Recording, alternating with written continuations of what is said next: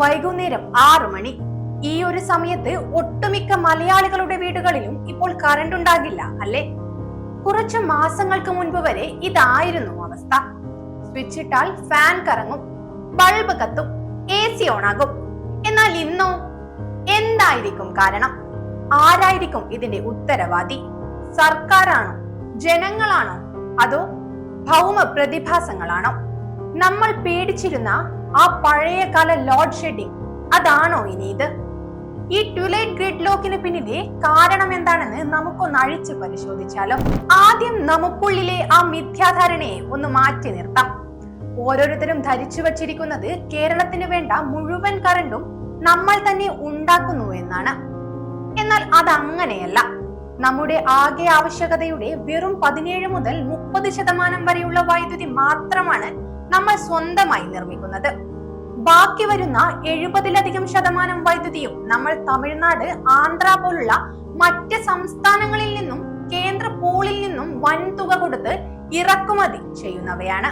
ഇനി നമ്മൾ ഉണ്ടാക്കുന്ന ഈ 17% ഉണ്ടല്ലോ, അത് മുഴുവൻ നമ്മുടെ ഡാമുകളിലെ വെള്ളത്തെ ആശ്രയിച്ചാണ് നിൽക്കുന്നത്. അതായത് ഹൈഡ്രോ ഇലക്ട്രിക് പവർ. പക്ഷേ എൽനിനോ പ്രതിഭാസം കാരണവും മൺസൂൺ മഴയിൽ ഉണ്ടാകുന്ന വൻ കുറവ് കാരണവും നമ്മുടെ ഡാമുകളിലെ വെള്ളം കുത്തനെ താഴേക്ക് പോകുന്നു. എല്ലാവരും ഒരേ സമയം വീട്ടിലെത്തി ഹോം അപ്ലയൻസുകൾ ഓൺ ചെയ്യുമ്പോൾ വെറും മിനിറ്റുകൾക്കുള്ളിൽ കേരളത്തിന്റെ വൈദ്യുതി ആവശ്യകത 500 മുതൽ 1000 മെഗാവാട്ട് വരെയാണ് കുത്തനെ ഉയരുന്നത്. ഈ അവസ്ഥയെയാണ് പീക്ക് പവർ ഡിമാൻഡ് എന്ന് വിളിക്കുന്നത്. ലോഡ് ഷെഡിംഗ് ഒഴിവാക്കാൻ വേണ്ടി മാത്രം കഴിഞ്ഞ 2 മാസത്തിനിടെ KSEB പുറത്തുനിന്ന് വൈദ്യുതി വാങ്ങാൻ ചെലവഴിച്ചത് 350 കോടിയിലധികം രൂപയാണ്. ഇത് വലിയൊരു സാമ്പത്തിക ബാധ്യതയാണ് ഉണ്ടാക്കുന്നത്.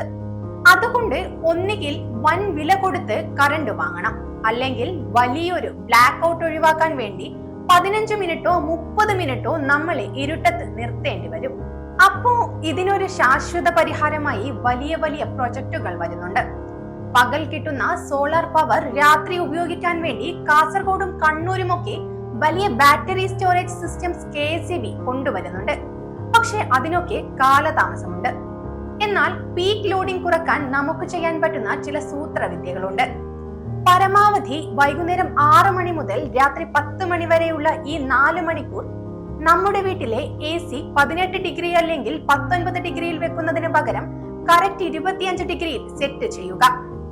അതുപോലെ washing machine, pump set, induction cooker തുടങ്ങിയ ഹെവി സാധനങ്ങൾ രാത്രി 10 മണിക്ക് ശേഷം മാത്രം ഉപയോഗിക്കാൻ ശ്രമിക്കുക. ഇത്രയും ചെയ്താൽ ഈ വലിയ പീക്ക് ലോഡിംഗ് നമുക്ക് അനായാസം കുറയ്ക്കാൻ സാധിക്കും. ഗ്രിഡിന്റെ അവസ്ഥ മനസ്സിലാക്കി പീക്ക് അവേഴ്സിലെ ചില ചെറിയ ശീലങ്ങൾ മാത്രം മാറ്റിയാൽ മതി. നമ്മുടെ കേരളത്തെ എപ്പോഴും പവർഫുള്ളായി നിർത്താൻ സാധിക്കും. അപ്പോൾ അടുത്തൊരു വീഡിയോയുമായി കാണുന്നത് വരെ I M signing off. Thank you.